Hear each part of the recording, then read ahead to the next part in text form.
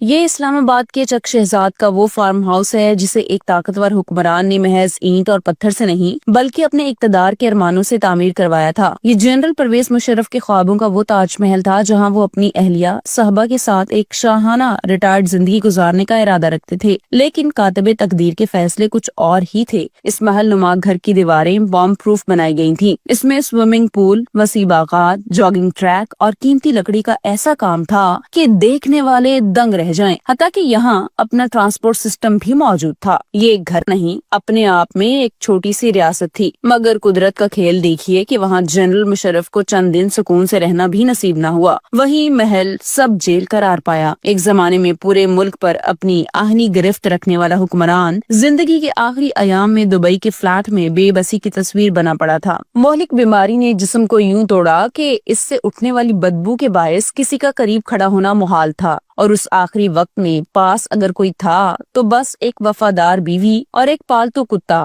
آج ان کا farm house تقریباً کھنڈر ہے۔